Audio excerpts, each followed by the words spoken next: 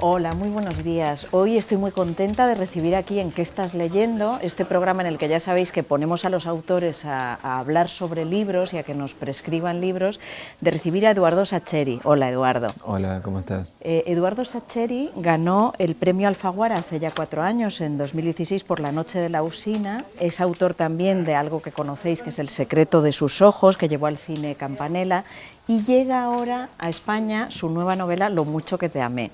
Una saga familiar con 4 hermanas, sus novios, sus maridos, sus padres, un entorno de Perón a favor, en contra, muy sugerente. Cuéntanos, ¿qué querías transmitir con Lo mucho que te amé? Mira, sobre todo quería interrogarme sobre cuestiones vinculadas con el amor y con ciertos mandatos vinculados con el amor.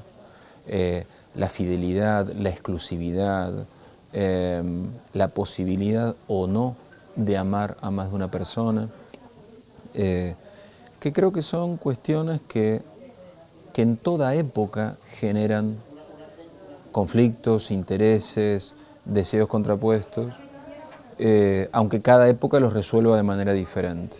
Y llevarme a la historia de estas hermanas a la década de 1950 y 1960 fue precisamente como una manera de quitar el ruido de nuestra propia época. Ruido me refiero a nuestros propios conflictos morales, nuestros propios cambios, nuestros propios interrogantes, y llevarlos a otro momento, a otras vidas, a otras formas de pensar, como podían ser las de una familia de clase media del Buenos Aires de la época de Perón. Ese es un poco... En cuanto le pregunté a Eduardo qué libros quería recomendar, lo primero que le salió fue el de Manuel Puig, Boquitas Pintadas, exacto, que me dijiste, bueno, no, evidentemente no es reciente, es una obra de 1969, Sí, si no recuerdo mal, pero que has conectado inmediatamente con tu novela. ¿En qué sentido?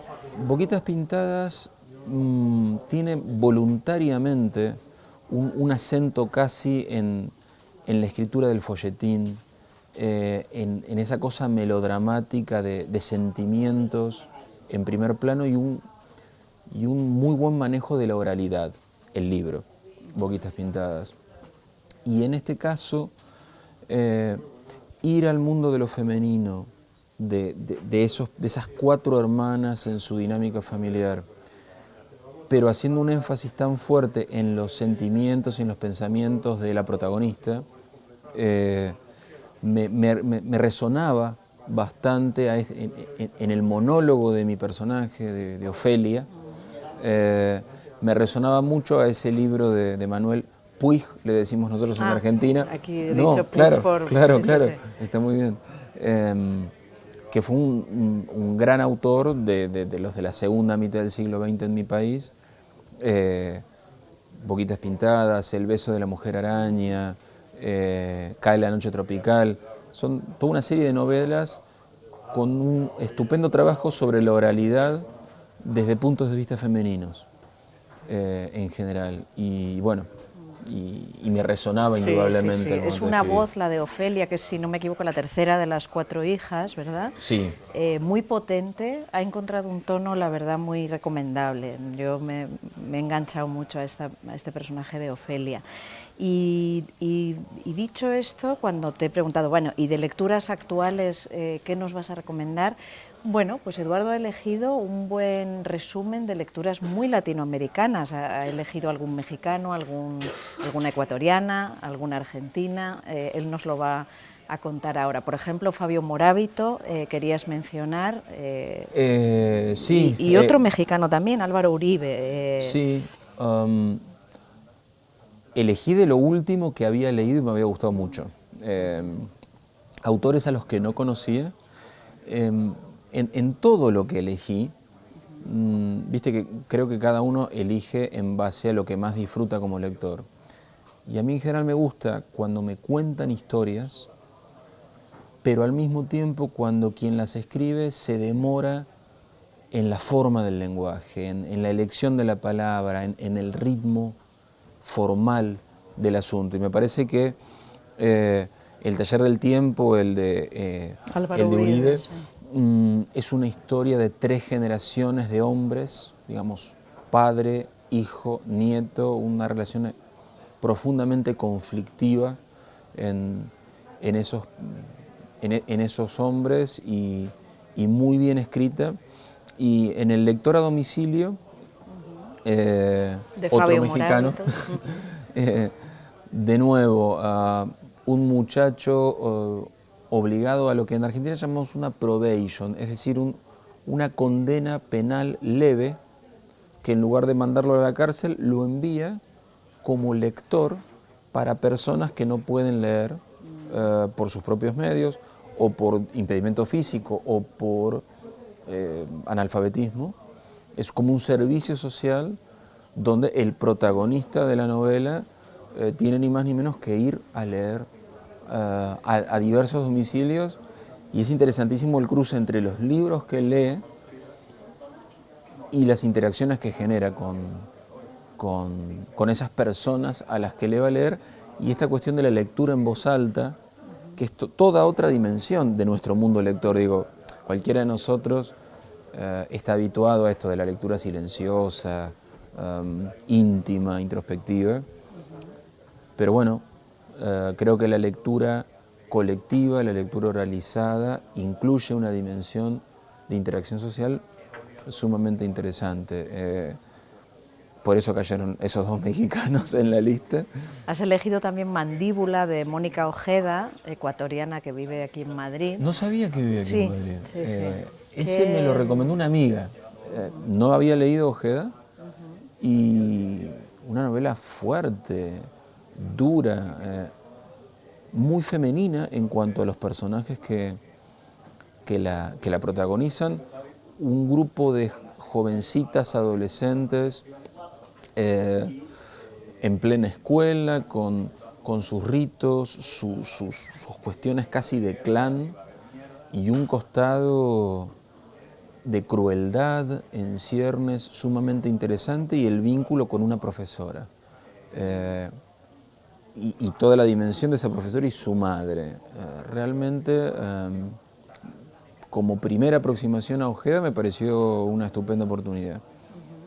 Kentucky, de Samantha Schweblin, que ha estado también aquí con nosotros, que es compatriota. Bueno, tuya. Samantha, no solo en Argentina, sino a nivel internacional, está teniendo una proyección. Bueno, está finalista en el Man Booker Prize. De nuevo, porque creo que estuvo antes con Distancia de Rescate, como ahora está con Kentucky, me parece. Y con un estilo extremadamente propio, interesante, distinto, inhabitual. Kentucky me parece que anda como por un desfiladero entre lo real y lo fantástico, interesantísimo, y al mismo tiempo una escritura, una forma de escribir muy contenida, voluntariamente contenida, que creo que es un sello de Samantha que es interesantísimo de leerla siempre. Has elegido también a Renato Cisneros, peruano. Algún día te mostraré el desierto.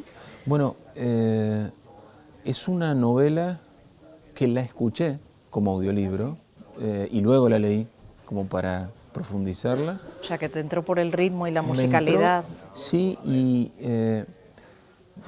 algún día te mostraré el desierto. Es una excelente, ¿cómo decir?, radiografía de una paternidad difícil.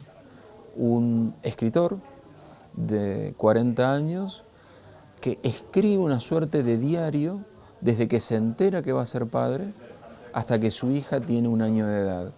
Y hablo de una difícil paternidad porque, lejos de ser una paternidad serena, tranquila, asumida con facilidad, le genera al personaje un montón de dudas y de cuestiones y de interpelaciones sobre su propio pasado y sus propios roles y su pareja, que me parece sumamente interesante. Así como a veces uno habla ve discursos femeninos que interpelan esta noción de una maternidad idealizada.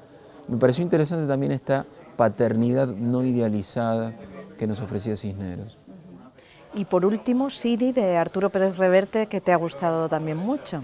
Bueno, siempre me gusta Pérez Reverte, la verdad que es un autor que disfruto mucho.